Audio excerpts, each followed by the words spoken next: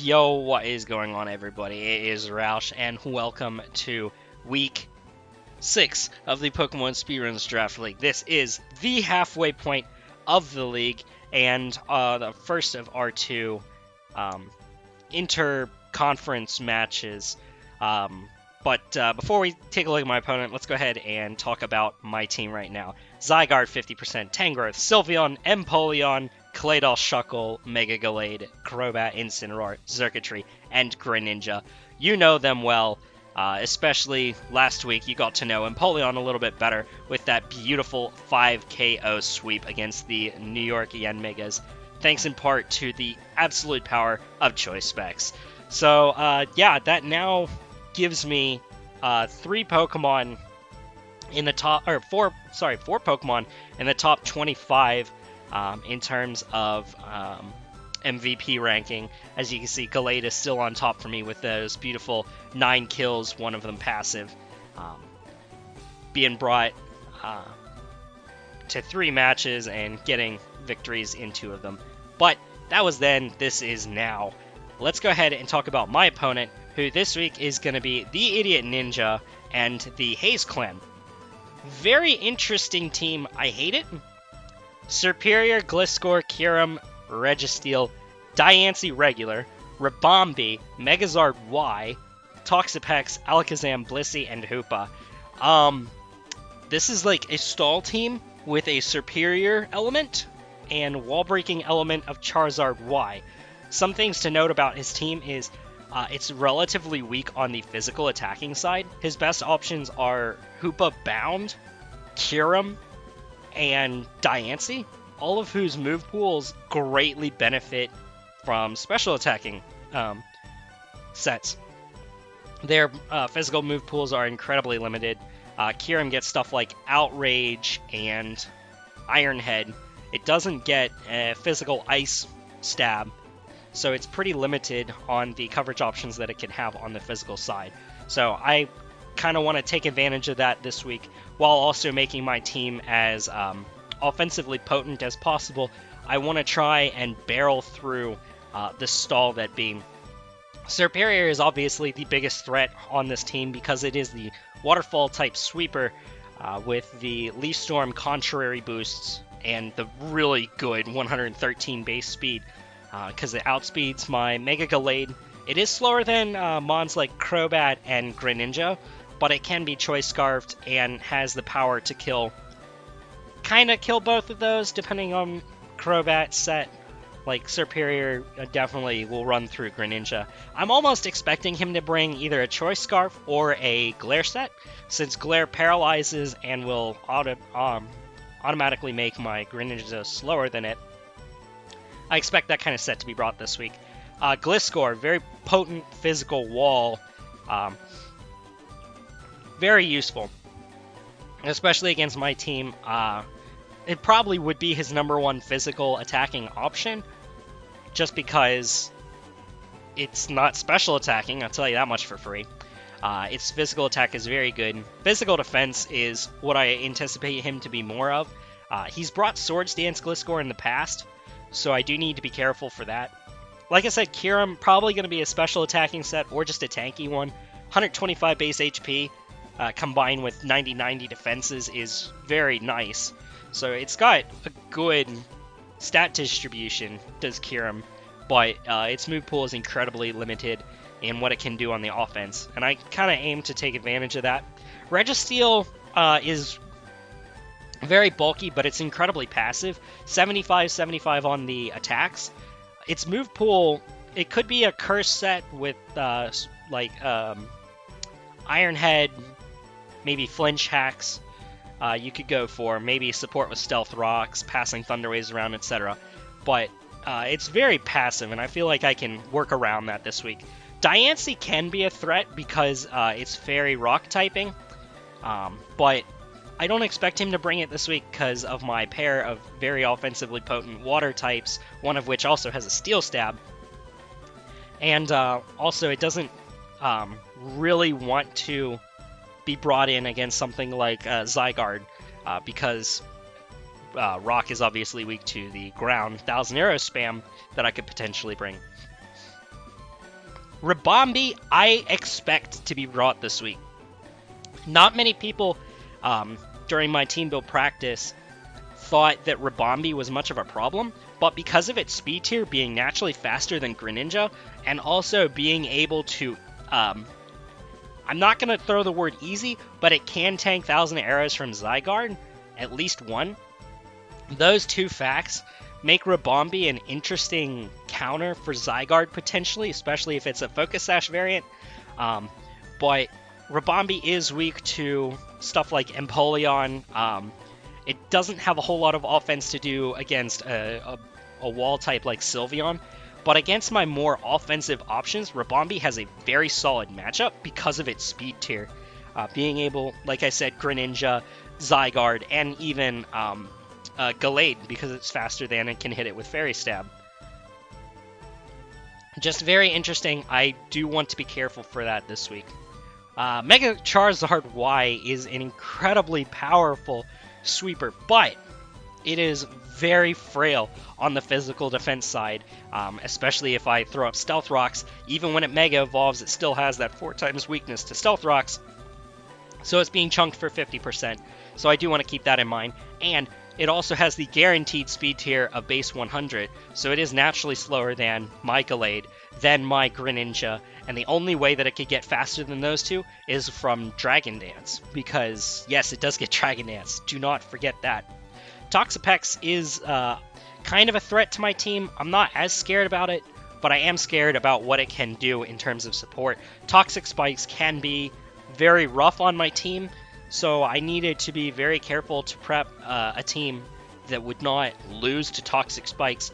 Alakazam is very threatening as well, because Magic Guard.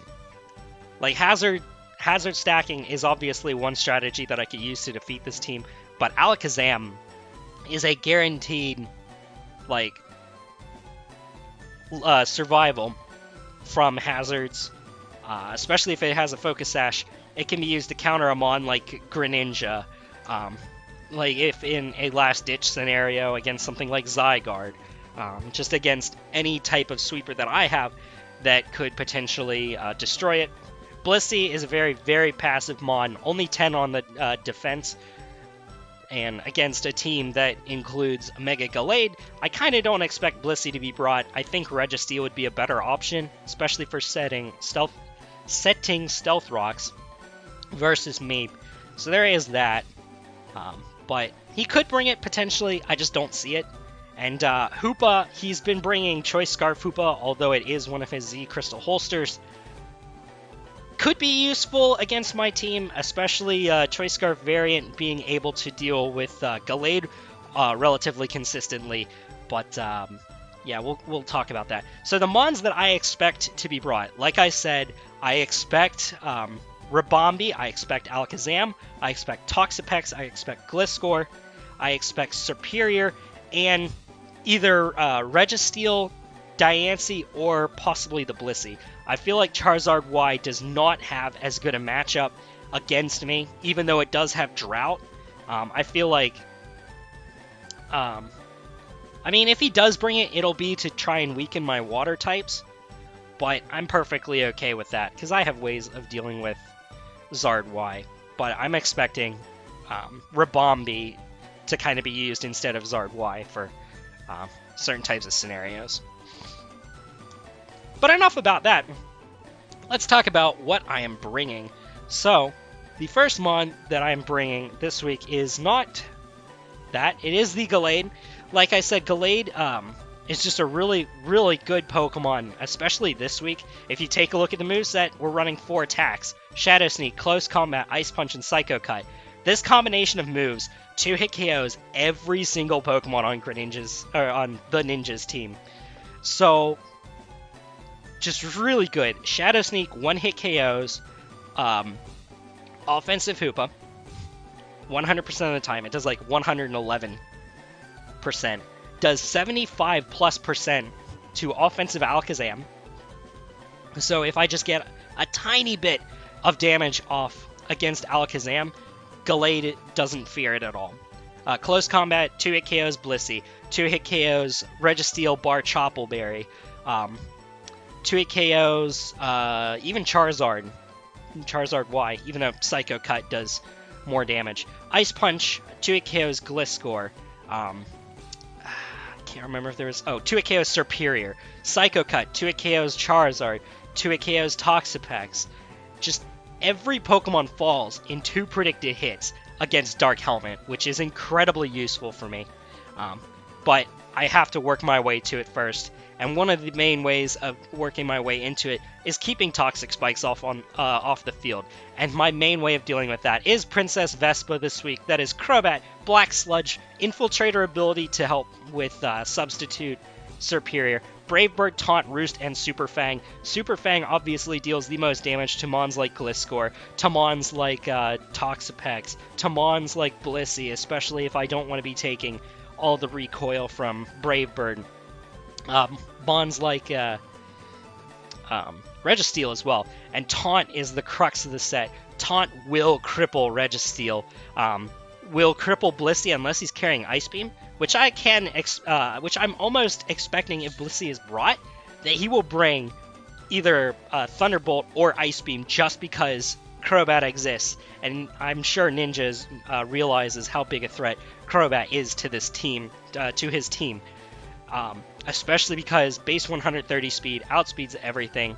We have enough speed to outspeed Ribombee, and by extension, I could have outsped Choice Scarf Hoopa, but I decided that it wasn't as useful because I have other ways of dealing with it, especially because, as I said, Gallade is a revenge option for Choice Scarf variants. So I felt like Roost is obviously there so I can heal off any damage that's taken.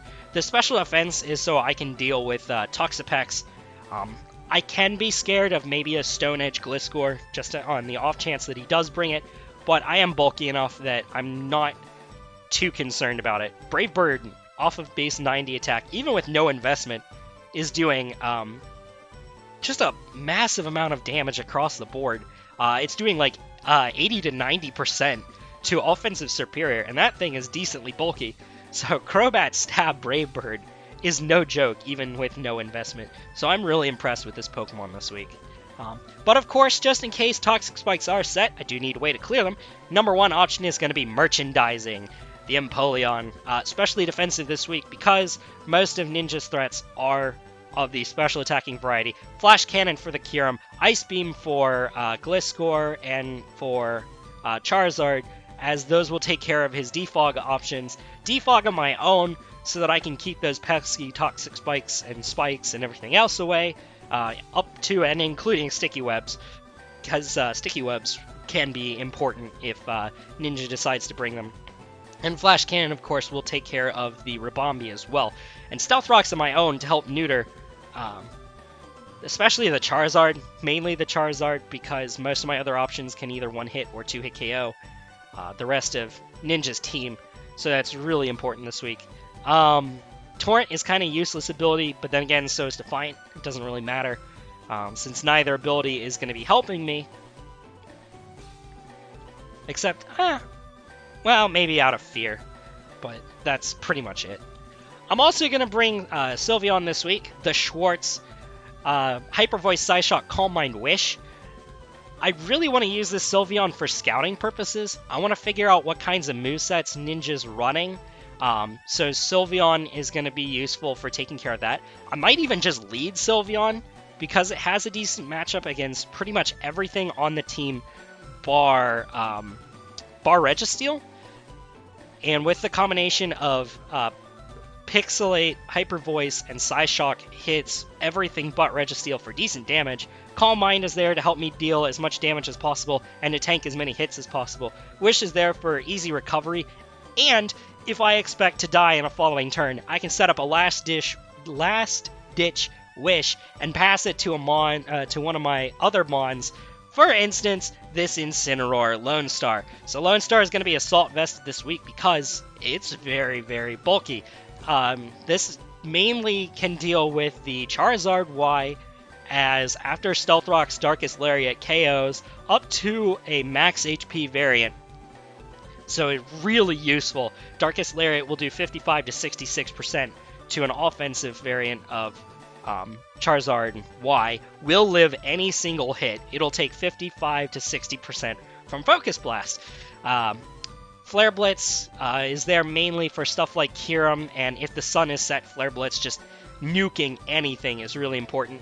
U-Turn is there because I can bring this in on a mon like Alakazam, because even a Life Orb Alakazam's Focus Blast is only doing 78 to 89-ish%, maybe it was 91, but I can tank one Life Orb Focus Blast if Stealth Rocks aren't up, and if I U-turn on the Alakazam, I can bring in Gallade and Revenge kill it, and continue on my merry way. So Lone Star is a very important pivot, which is why I like Wish on Sylveon, is because the pair together are really useful. I can also U-turn if I expect something like Toxapex to either come in or simply just is in front of me.